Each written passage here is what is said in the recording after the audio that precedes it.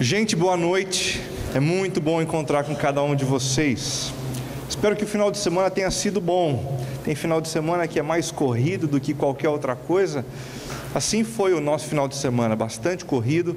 Hoje pela manhã, eu, a Cibele e os meninos tivemos a oportunidade de irmos para São Paulo para comemorar o 5º aniversário da Igreja Presbiteriana de Moema.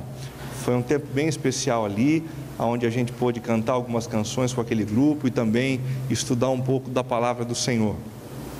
Mas nada disso roubou do meu coração a expectativa desse momento. É sempre muito bom a gente voltar para casa para poder estudar com a nossa família um pouquinho daquilo que o Senhor tem reservado para a gente. E nós temos estudado já há algumas semanas uma série que tem sido intitulada de Divergente. Espiritualidade subversiva na contramão do sistema. A gente tem tentado estimular aqui, através dessa série, um relacionamento com Deus bastante intenso, a ponto de transformar não apenas a nossa vida, mas o mundo ao nosso redor, à medida em que a gente muda também. Quero orar mais uma vez, pedindo a direção do Senhor para a nossa reflexão dessa noite. Pai, em nome de Jesus, abre os olhos do nosso coração nessa hora.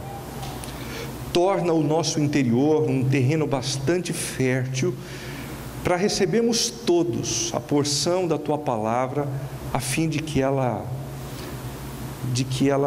pegue dentro da gente e que no tempo certo ela venha a frutificar para a honra e para a glória do Senhor. Não permita que nenhum de nós aqui participemos de um encontro como esse, como expressão de uma fantasia e de uma vida que não expõe o coração.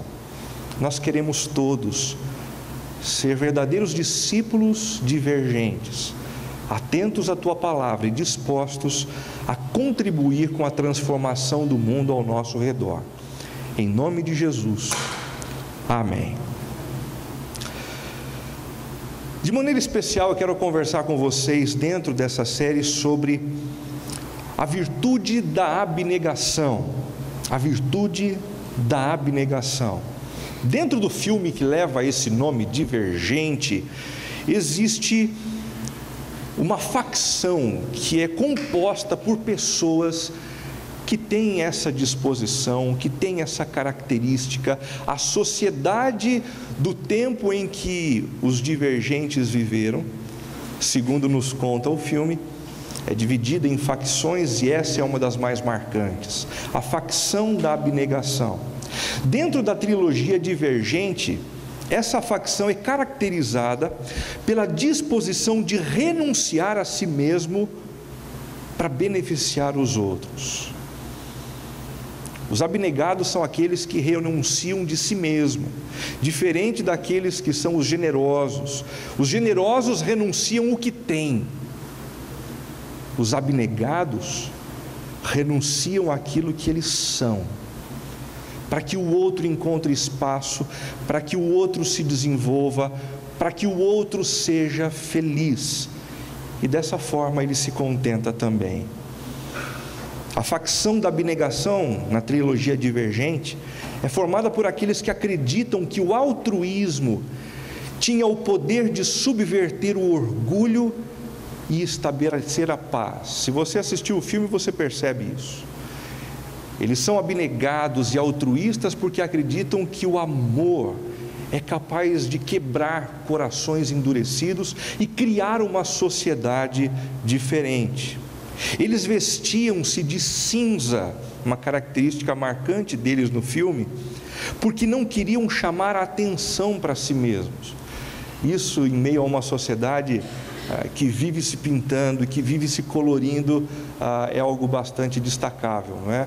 Alguém que não quer aparecer, alguém que não quer dar vazão à sua vaidade pessoal.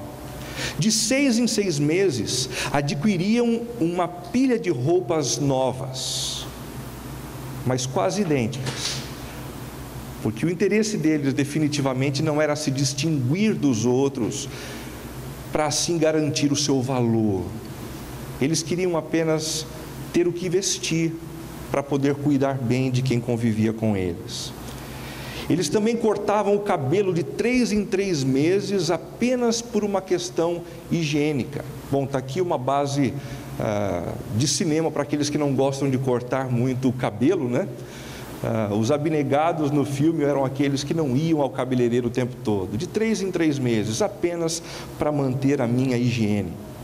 O único adorno utilizado por eles era um relógio, e um relógio bastante simples, por ser um equipamento bastante útil.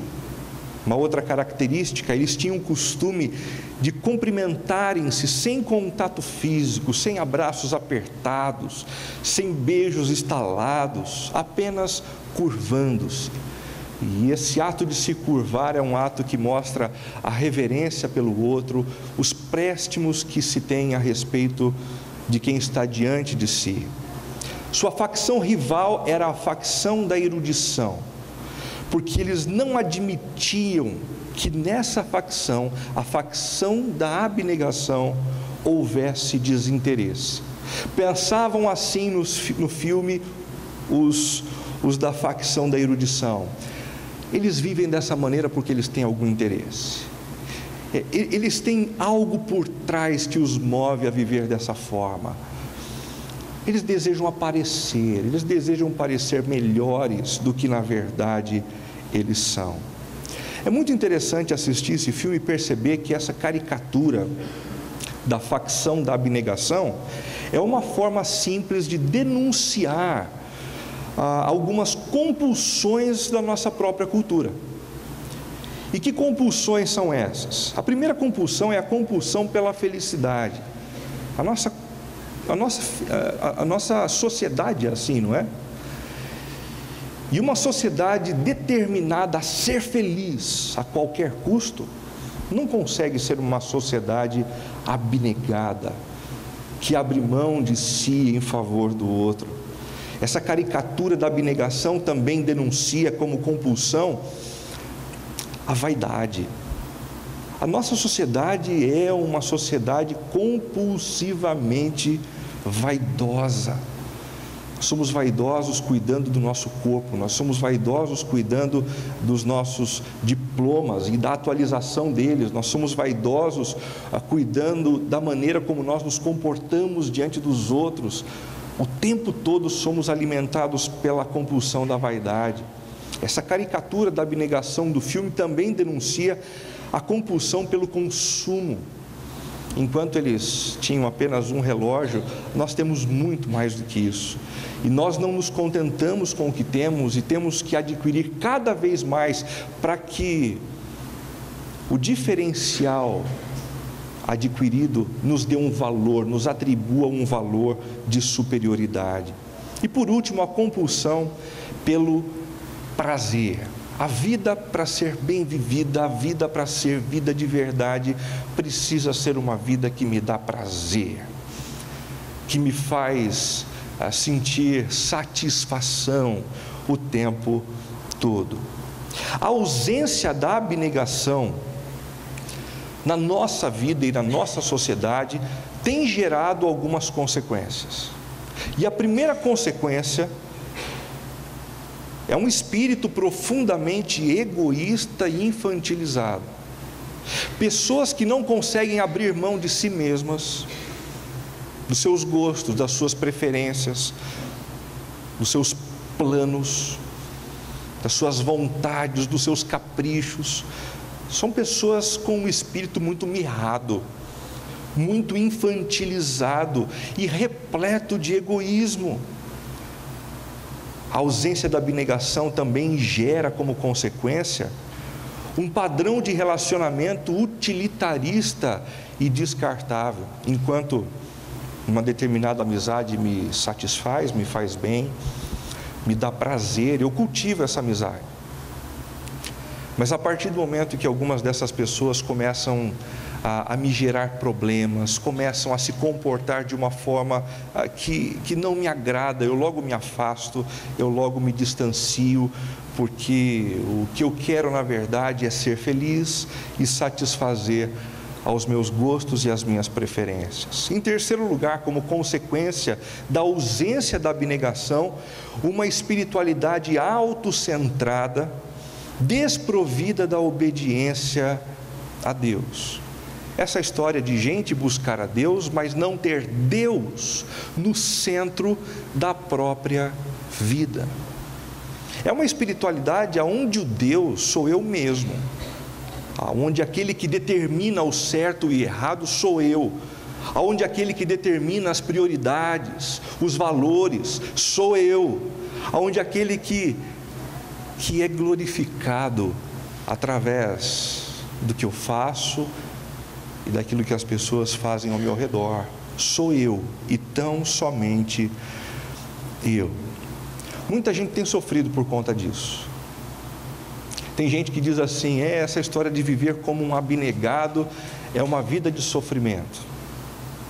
Eu diria, vida de sofrimento desfruta aquele que passou um bom tempo da sua existência tentando agradar a si mesmo, tentando garantir a sua própria felicidade, e depois percebeu que os amigos foram afastados, e depois percebeu que o coração não desenvolveu, mirrou, e que a espiritualidade não foi cultivada de verdade, mas uma religiosidade vazia, que é incapaz de trazer qualquer tipo de felicidade ao coração.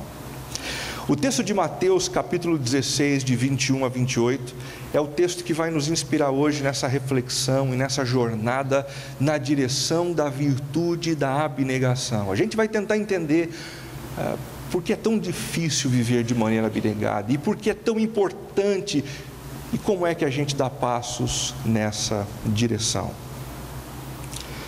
Desde aquele momento, Jesus começou a explicar aos seus discípulos que era necessário que ele fosse para Jerusalém e sofresse muitas coisas nas mãos dos líderes religiosos, dos chefes dos sacerdotes e dos mestres da lei, e fosse morto e ressuscitasse ao terceiro dia.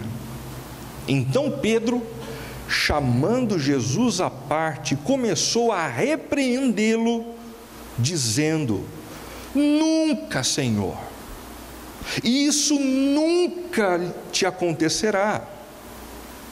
Jesus então virou-se e disse a Pedro: para trás de mim, Satanás, você é uma pedra de tropeço para mim, e não pensa nas coisas de Deus, mas nas coisas dos homens.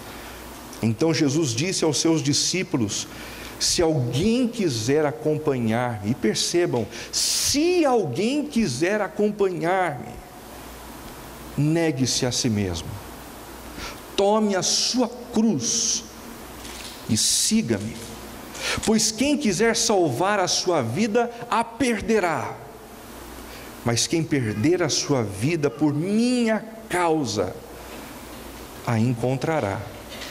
Pois que adianta o homem ganhar o mundo inteiro e perder a sua alma? Ou o que o homem poderá dar em troca de sua alma? Pois o Filho do Homem virá na glória do seu Pai, com os seus anjos, e então recompensará a cada um de acordo com o que tenha feito. Garanto-lhes que alguns dos que aqui se acham não experimentarão a morte antes de verem o Filho do Homem vindo em seu reino. Para a gente poder entender um pouquinho a profundidade e a singularidade dessa história, é importante a gente entender o que está acontecendo ao redor, no contexto. E o contexto é uma polêmica sobre a identidade de Jesus. Após ter feito algumas curas, após ter falado algumas palavras que preenchiam o coração das pessoas, uma multidão começou a cercar Jesus e eles começaram a perguntar: quem é ele? Jesus é um profeta? Jesus é um mestre? Que tipo de profeta é esse? E que nível de profecia ele possui? Eles tentavam de alguma forma encontrar a razão e a natureza de Jesus, a sua própria identidade. É exatamente nesse contexto que surge a famosa confissão de Pedro. Pedro, um dos discípulos, se levanta no meio dos discípulos e diz assim: Tu és o Cristo, o Filho do Deus vivo. Em outras palavras, Jesus, eu reconheço que o Senhor é muito mais do que um simples mestre, que o Senhor é muito mais do que uma pessoa iluminada, que o Senhor é muito mais do que um mero profeta. O Senhor é o próprio Deus encarnado que veio até nós para nos salvar. Diante dessa palavra dada por Pedro, Jesus confirma absolutamente tudo.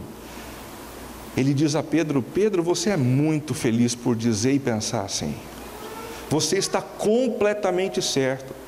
Eu não sou como um mestre qualquer, eu sou o próprio Deus encarnado.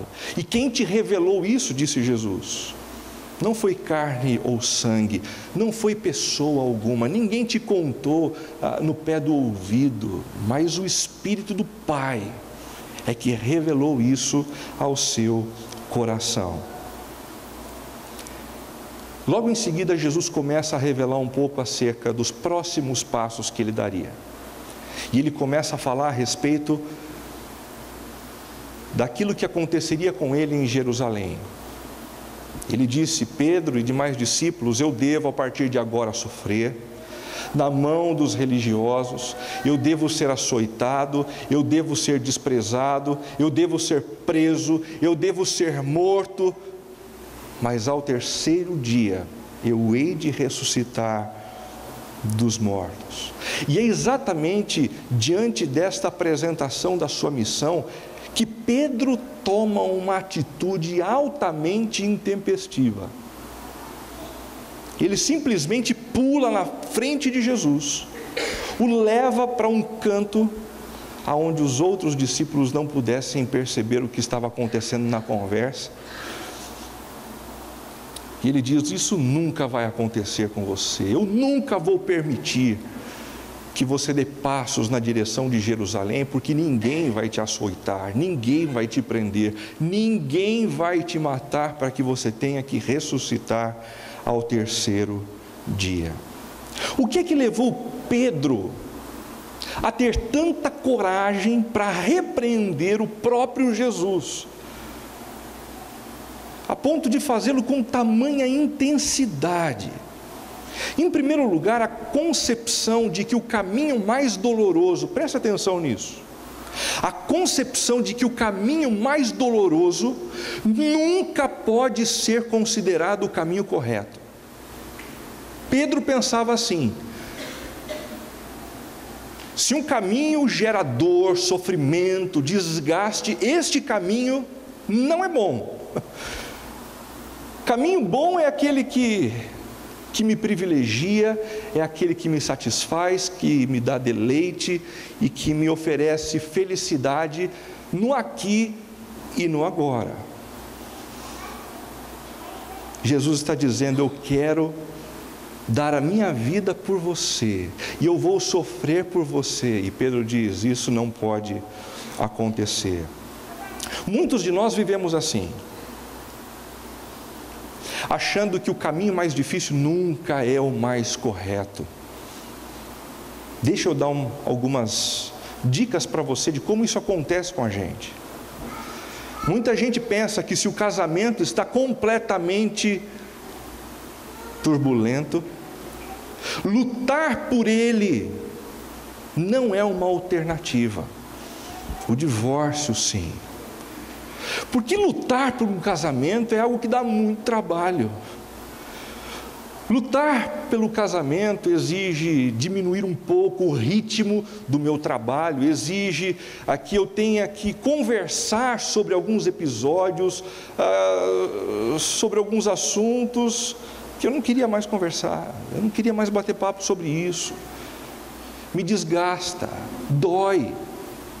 Para resgatar um relacionamento, muitas vezes a gente precisa se reinventar como gente, como pessoa, e é um caminho doloroso demais, penoso pra caramba, e é exatamente por isso que muitos de nós optam pelo divórcio.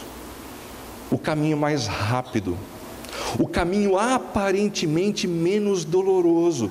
Algumas pesquisas revelam que o nível de satisfação de uma pessoa que opta pelo divórcio no momento de uma crise é de alta felicidade.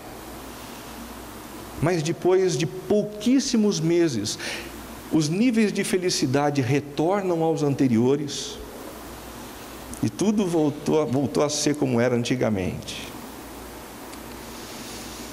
Só que sem marido, sem esposa, com a família quebrada e com a sensação de que alguma coisa poderia ter sido diferente, de que a gente deveria ter lutado, de que a gente deveria ter feito algo e não fez. Um segundo exemplo: se o relacionamento com o filho está difícil, procurar ajuda não é alternativa. Dar o que ele quer, sim. Muitos pais, no meio do desgaste na relação com os filhos, acabam pensando assim: se eu tiver que lidar com essa história do meu filho, pedir ajuda, eu vou ter que expor a mim, o meu relacionamento conjugal, eu vou ter que expor alguns problemas que existem em casa, porque muitos dos problemas que a gente tem em casa acabam sendo refletidos na vida e no comportamento dos nossos filhos, e a gente não quer. Esse caminho é doloroso demais, é complicado demais, então é melhor a gente optar pelo caminho mais simples. Pedro pensava assim. Muitos de nós também pensamos dessa forma. Um outro exemplo: se uma amizade foi estremecida por alguma pisada na bola, passar a limpo a conversa, como gente madura, pedindo perdão e ministrando perdão para aquele que convive com a gente, é um caminho muito complicado, difícil, desgasta, e muitos de nós preferimos o afastamento. Pedro pulou na frente de Jesus porque ele achava que o caminho mais doloroso não podia ser o caminho correto. Você é uma dessas pessoas. Você é uma dessas pessoas que tem resistido dar os passos corretos, por mais dolorosos que sejam esses passos. Saiba que essa postura da sua parte vai trazer implicações terríveis sobre a sua vida.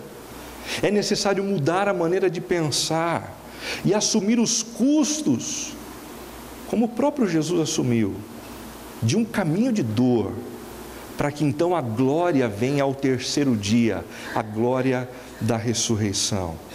O que levou Pedro a repreender Jesus com tamanha intensidade? Em segundo lugar, a concepção de que a vida só pode ser bem vivida quando eu decido o que é bom para mim.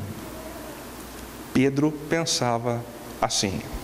Jesus está dizendo: eu vou para Jerusalém, vou sofrer e vou dar a minha vida por você. E ele então pula na frente de Jesus e diz: não, não é necessário. Não precisa não. A gente pode resolver o nosso problema de uma outra forma. Ele chama Jesus de Senhor, mas ao mesmo tempo ele repreende o Senhor da vida dele. Perceba que coisa contraditória. E essa mesma contradição pode ser percebida na minha vida e na sua vida, quando nós dizemos: Deus, nesse aspecto eu não concordo contigo. Nesse ponto, nesse quesito, nós destoamos na nossa opinião, e eu prefiro ficar com a minha maneira de perceber esse assunto, com a minha maneira de perceber essa questão, e eu vou dar passos para satisfazer aquilo que eu acho ser o melhor. O pastor Tim Keller, refletindo sobre a cultura contemporânea, ele disse algo muito significativo nessa direção. Ele disse que existem 3 narrativas, olha que interessante isso, 3 narrativas exercendo influência direta sobre a nossa vida, e isso incide sobre todos nós, ok? A primeira é a seguinte: a narrativa da identidade. Eu tenho que ser eu mesmo, e eu não posso deixar que os meus pais e a experiência dos meus pais e a cultura dos meus pais me influenciem. Eu não posso permitir que a religião e os valores da religião influenciem a minha vida. Eu não posso deixar que a opinião dos meus amigos, dos meus conselheiros, me afete. Eu preciso ser alguém, e para eu ser alguém, eu preciso ser eu mesmo, a parte da opinião, do conselho, da influência de outras pessoas. Isso chega até nós através de música, isso chega através de algumas revistas, isso chega através de Big Brother Brasil, isso chega até nós através da internet. O tempo todo nós somos bombardeados com isso. A segunda narrativa é a narrativa da verdade. Eu decido o que é certo para mim. Todos nós, em algum momento da vida, pensamos assim, independentemente da nossa idade, porque nós somos bombardeados com essa cultura. Quem é você para dizer o que é certo e o que é errado para mim? Eu determino o que é certo e o que é errado. A Bíblia pode dizer o que ela quiser, mas no final das contas, quem avalia e quem decide o que é certo e o que é errado, o que é bom e o que é ruim, sou eu mesmo. E em terceiro lugar, a narrativa da liberdade. Só quando eu sou eu mesmo, e eu dou vazão àquilo que eu sinto, aos meus desejos, é que eu então sou uma pessoa livre. Percebam? Essa é a imagem que a gente recebe por aí. Se você der vazão aos teus desejos mais profundos, e não tolhi-los, você será livre, completamente livre.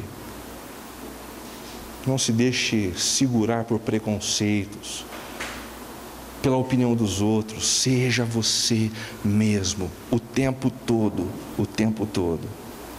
Essas narrativas são mentirosas. A nossa identidade não é melhor definida quando a gente define tudo por nós mesmos.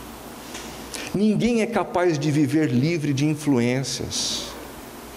Quando a cultura diz assim, você precisa ser você mesmo e decidir você por você mesmo, o que ela deseja fazer com a gente é tirar a influência dos nossos pais e tirar a influência do nosso Deus, para que então os conceitos da cultura sejam espremidos goela abaixo na nossa experiência.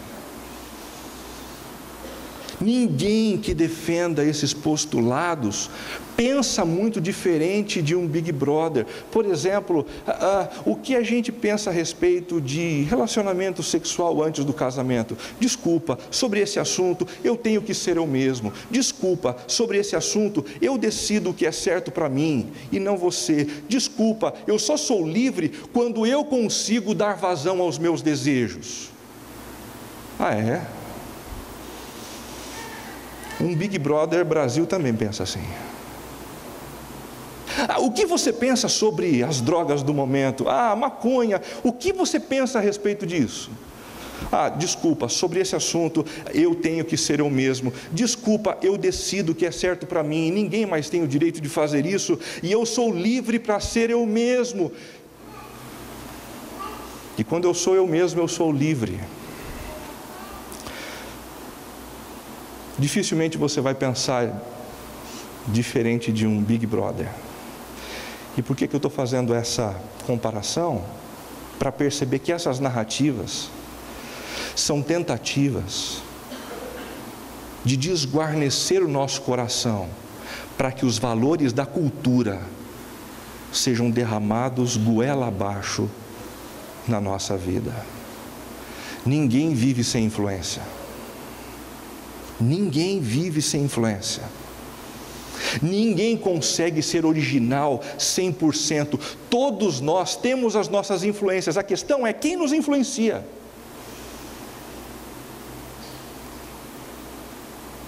E é exatamente nós que devemos tomar a responsabilidade de dizer: eu quero que a minha vida seja dirigida pelo meu Senhor, pelos princípios do meu Deus, por aquilo que a palavra dele diz para a minha vida.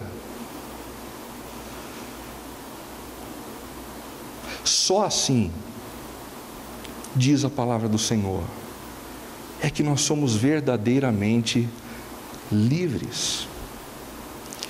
A alternativa ao estilo de vida cultivado por Pedro, centrado nele mesmo, e com dificuldade de optar por um caminho doloroso, é o discipulado de Jesus. Uma caminhada que é muito mais do que uma caminhada de amizade com Jesus, de companheirismo.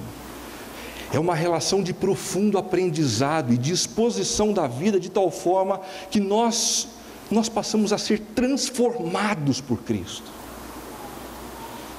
O discipulado de Jesus, segundo o texto que nós lemos, é caracterizado pela renúncia, é caracterizado pela abnegação.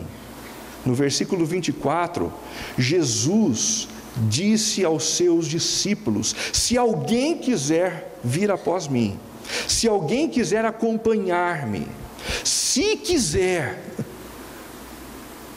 negue-se a si mesmo. Perceba, Jesus não é nem um pouco autoritário e nem um pouco impositivo ao dizer você tem que fazer isso, mas se você deseja, se você quiser, se você chegou à conclusão de que aquilo que a cultura está fazendo com você não é bom, se você quiser,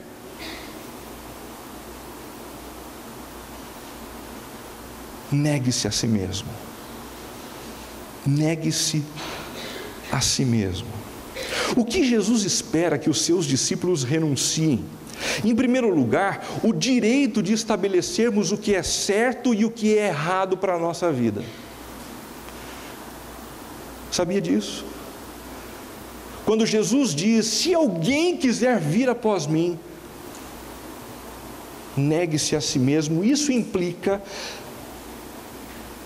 na decisão deliberada de dizer: a partir desse momento, já não sou eu quem digo o que é bom e o que é mal para mim. Mas Renato, isso pode ser bom? Como isso pode ser bom? A nossa cultura diz que nós precisamos ser nós mesmos. E a nossa cultura tem gerado gente mais saudável? A nossa cultura tem gerado gente mais feliz? A nossa cultura tem gerado pessoas mais maduras? Os relacionamentos na nossa cultura são melhores do que aqueles nutridos entre pessoas que renunciam a si mesmo para viverem uma vida entregue a Cristo?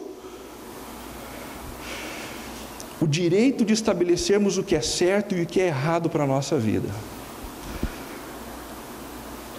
Em segundo lugar, o direito de governarmos a nossa vida segundo o nosso entendimento. Abrir mão. Abrir mão, deixei o controle.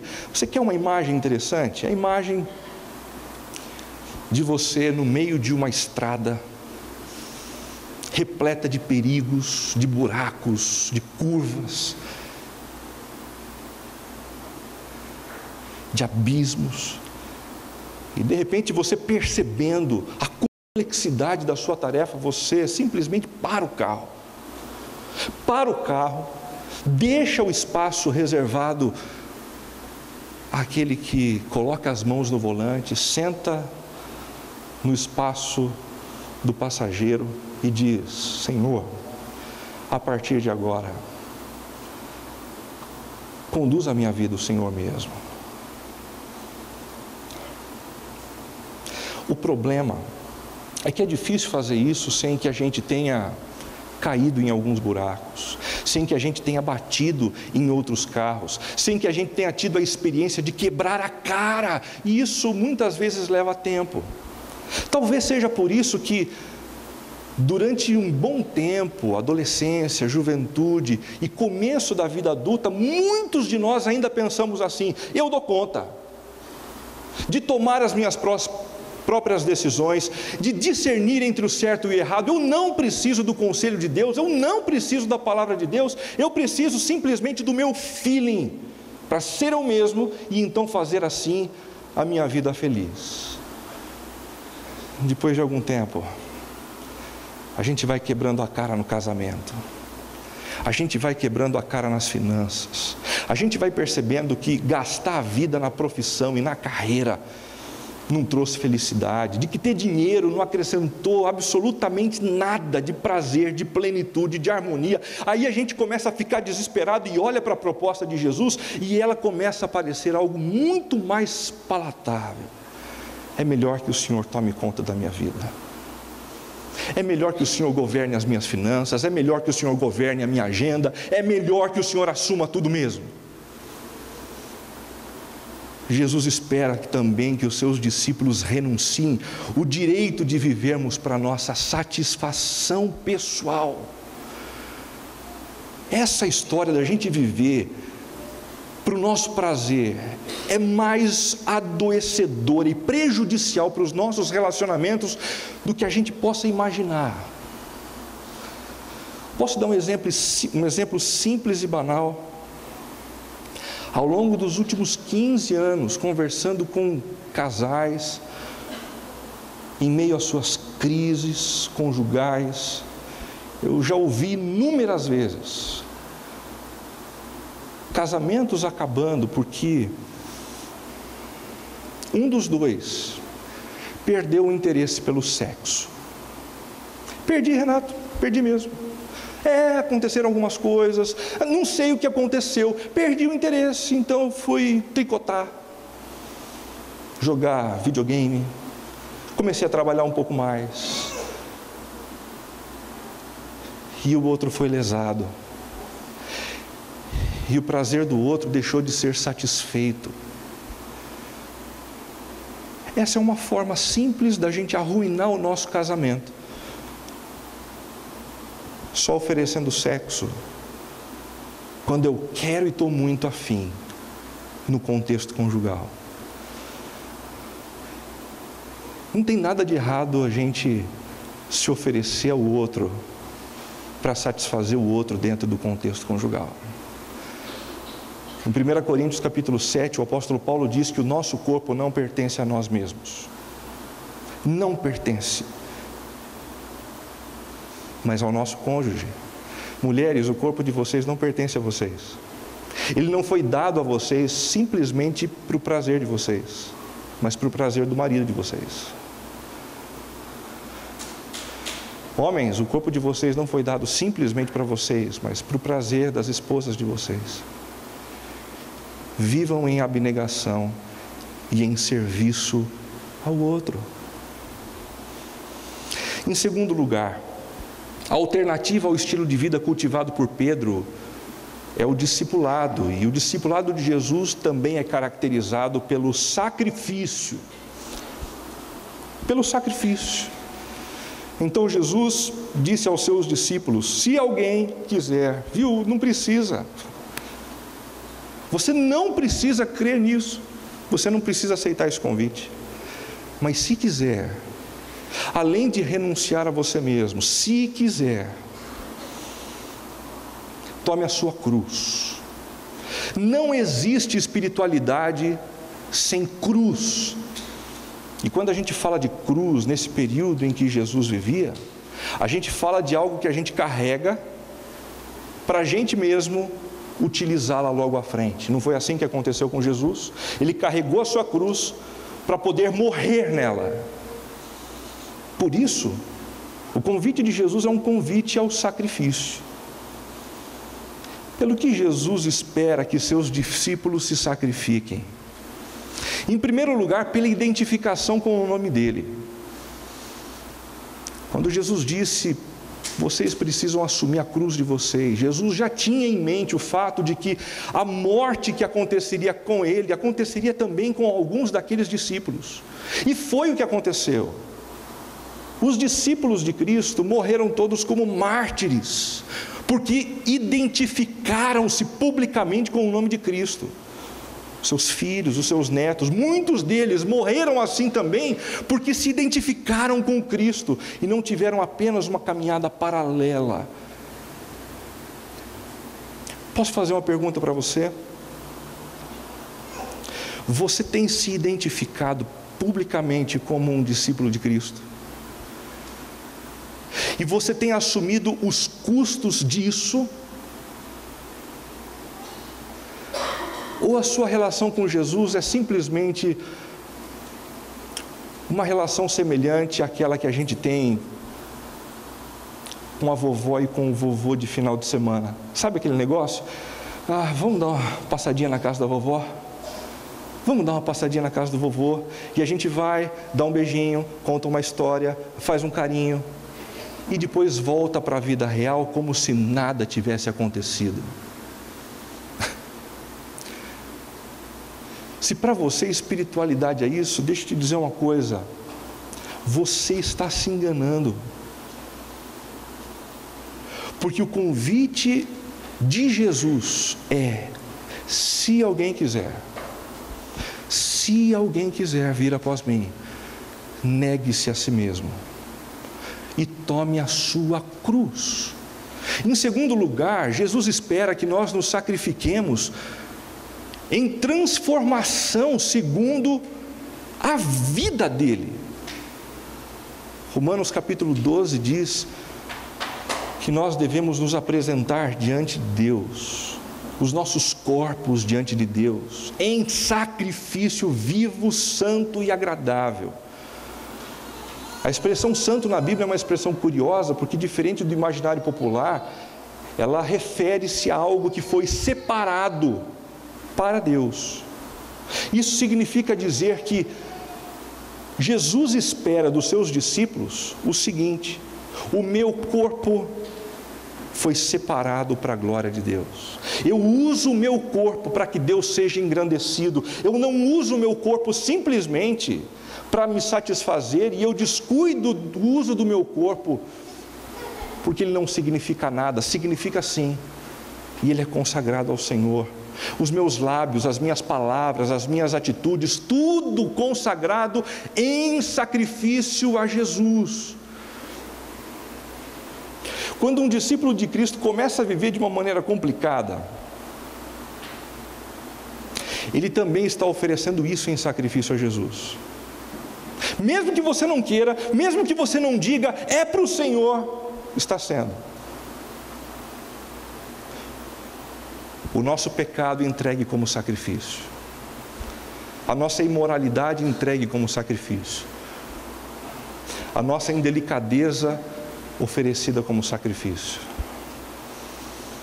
E não é isso que Ele deseja receber de nós, não é isso, definitivamente não. Jesus também espera que os seus discípulos sacrifiquem-se pelo engajamento na missão conferida por Ele. Tem um monte de gente que olha para essa história de missão e diz assim: bom, missão é algo que o Renato, o Binho e o Aislan fazem, porque eles deixaram a sua profissão, eles abriram mão de uma carreira numa empresa, como executivos, como profissionais liberais, e eles fazem missão na igreja. Essa é uma visão muito rasa a respeito de missão. Missão é algo que Jesus espera de cada um de nós, independentemente da profissão que nós temos, do lugar que nós estamos e do tempo de caminhada com Cristo que nós temos. Ele espera algo de você onde você se encontra.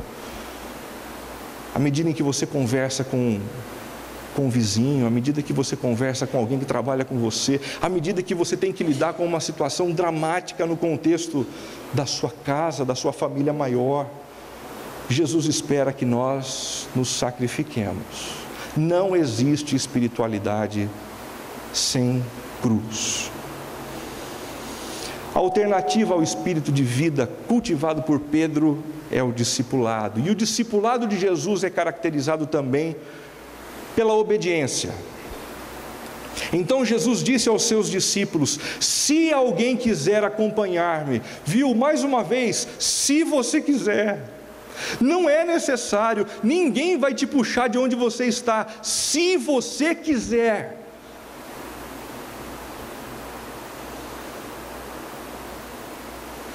renúncia, sacrifício e obediência. Siga-me.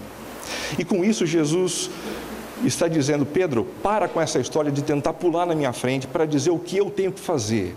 Vai para trás de mim, Pedro.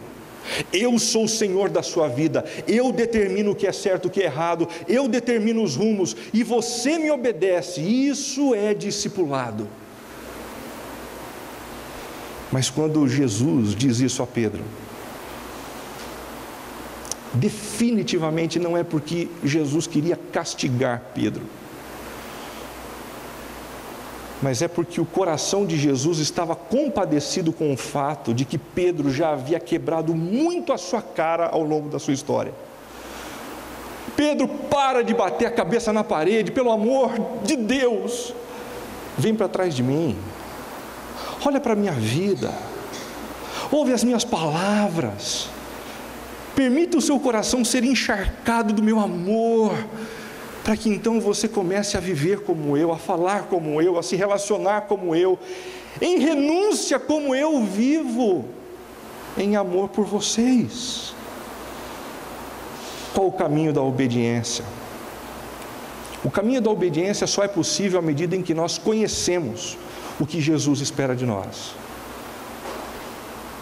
Ninguém consegue obedecer uma outra pessoa sem conhecer o que ela pensa, o que ela diz, o que ela determina.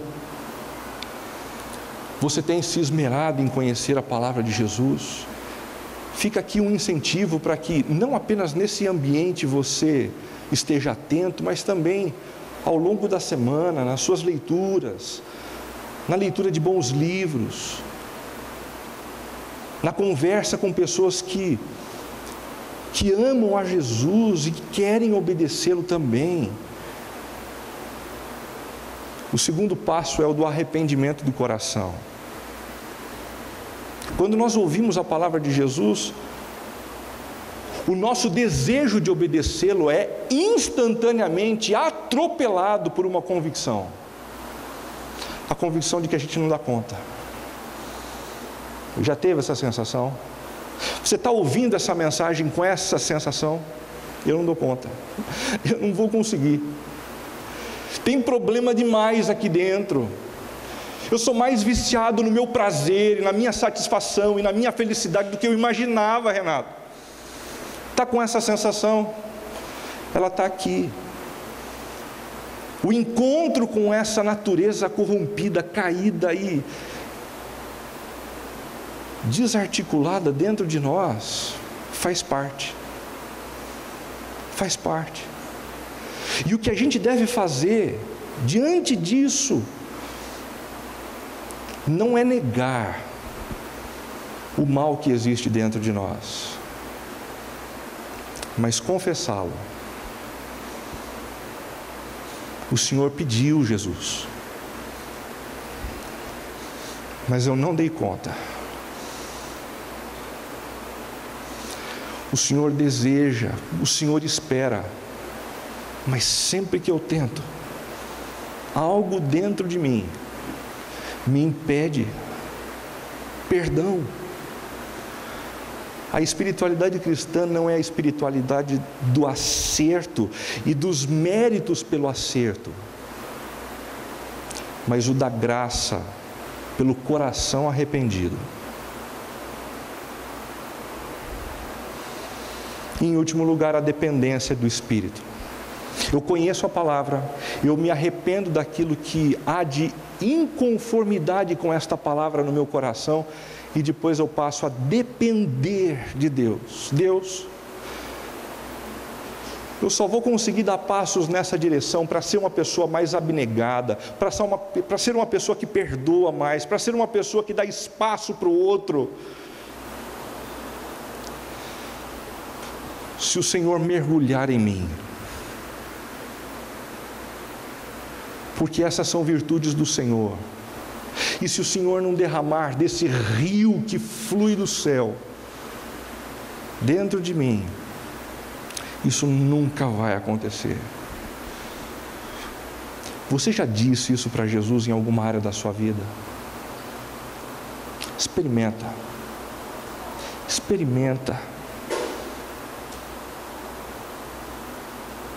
porque gradativamente Deus vai mudando o nosso coração e as nossas atitudes, e a gente vai se tornando mais parecido com Jesus.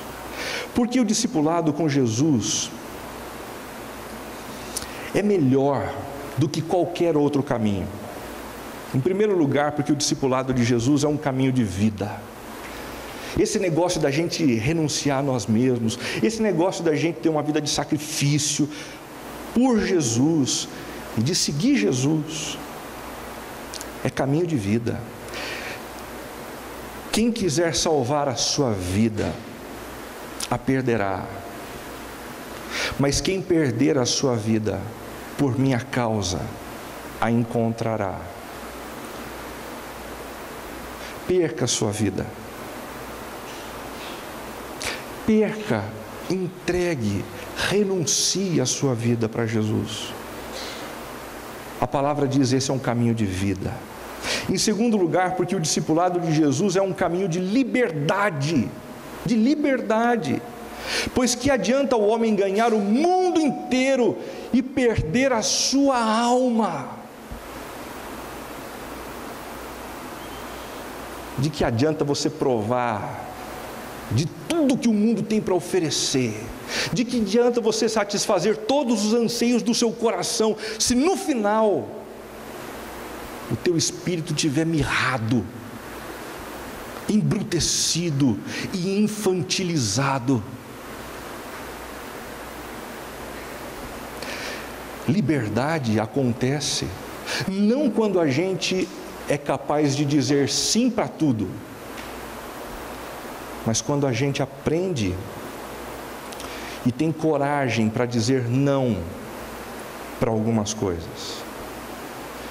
Quem só diz sim é porque não consegue barrar alguns dos seus próprios impulsos e se transforma escravo de si mesmo. Escravo de si mesmo. Em terceiro lugar, o discipulado de Jesus é melhor do que qualquer caminho, porque o discipulado de Jesus é um caminho de bênção. É um caminho de bênção. Se você perder a sua vida para Jesus, você vai encontrá-la. E se você deixar de viver para a satisfação dos seus prazeres, quem cuidará do seu prazer e da sua satisfação é o Deus Criador e Redentor de todo o universo. A questão aqui não é abrirmos mão da felicidade, mas o de recebermos a felicidade daquele que realmente a tem para dar, na hora certa, na intensidade certa. Concluindo, portanto, irmãos, rogo-lhes pelas misericórdias de Deus, que se ofereçam em sacrifício vivo, santo e agradável a Deus. Este é o culto racional de vocês. Não se amoldem ao padrão deste mundo, mas transformem-se, sejam discípulos divergentes. Transformem-se pela renovação da sua mente, para que sejam capazes de experimentar e comprovar a boa, a agradável e perfeita vontade de Deus. Por isso, pela graça que me foi dada, digo a todos: ninguém tenha de si mesmo um conceito mais elevado do que deve ter, mas ao contrário, um conceito equilibrado, de acordo com a medida da fé que Deus lhe concedeu.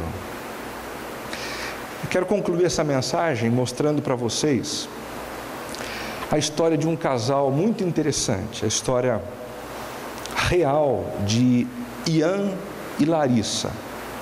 Alguns de vocês conhecem essa história, eu já passei esse filme em alguns momentos aqui na comunidade, mas ele mostra de maneira muito bonita, ilustra de maneira profunda o que significa viver em renúncia, e de como isso é bonito, de como isso é encantador, e de quanto isso vale a pena. Que a história desses dois seja a história a nos inspirar nessa noite.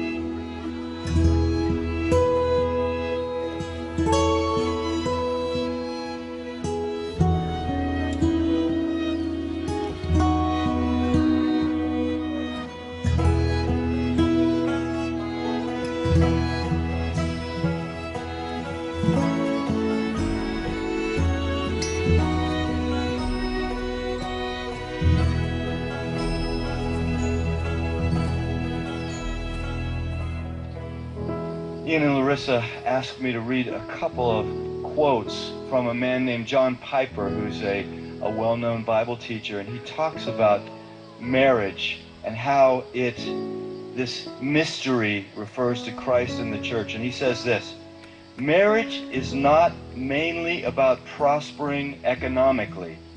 It is mainly about displaying the covenant-keeping love between Christ and his church. He says, knowing Christ is more important than making a living. Treasuring Christ is more important than bearing children. Either way, it is short. It may have many bright days, or it may be covered with clouds. But if we set our face to make of marriage mainly what God designed it to be, no sorrows and no calamities can stand in our way. Every one of them will be not an obstacle to success, but a way to succeed.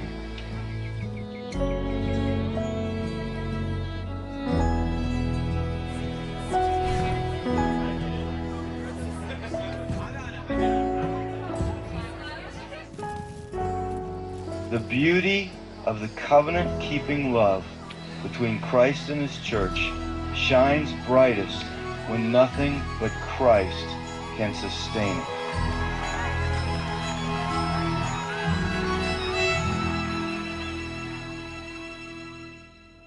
Ian and I first met in 2005 at college and had a blast for 10 months getting to know each other. And I was looking through and I found one of my favorite pictures, which I think was actually taken right before his accident. He set up a camera on his tripod, and it's just a classic Ian face that to me sums up who he is. We'd been dating for 10 months and he was working an extra job for his dad, and he was on his way to work near Pittsburgh. And we got a phone call that he had been in an accident, and we didn't know if it was when he got to work or on his way. And so we got down to Pittsburgh, and I was just praying the whole time in the car that it wouldn't be his brain. After being at the hospital for a few hours, we found out that it was, and he had been in brain surgery for a few hours and had suffered a traumatic brain injury. God totally spared his life. One night he was failing 4 out of 5 brain activity tests, and the next morning he was doing well and his brain was starting to respond again.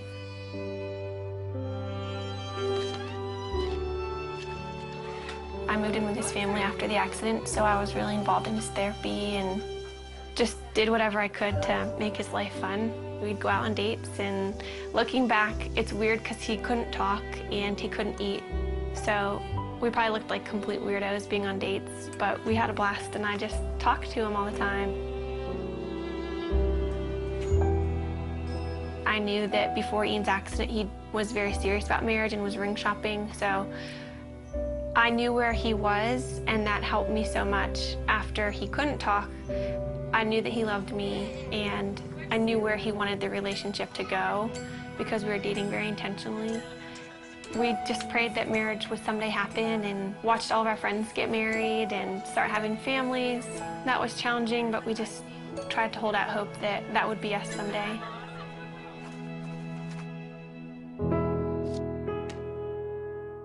This is our board of gratefulness, and we encourage anybody who comes in to write a note of something that they're thankful for. It could be really small. Mine is just Saturday mornings, and it's just a good way that we've found to be just practicing gratefulness. And Ian, I think half of yours say my wifey. Which is pretty cool.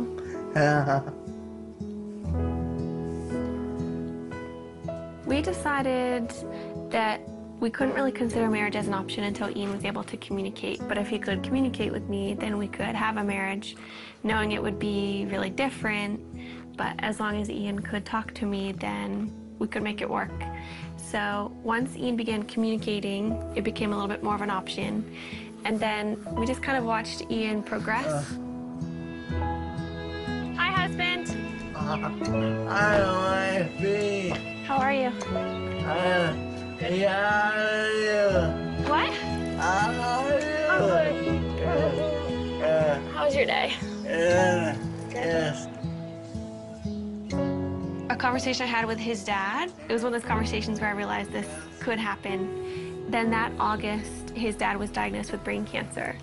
And at that point, his dad's biggest concern was Ian and I, and whether or not we were going to get married or step away from our relationship. He wanted us to make a decision to move our lives in some direction.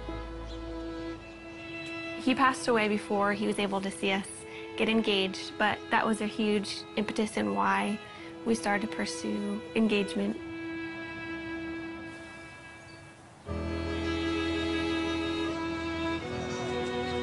Throughout premarital counseling, we just used this momentary marriage.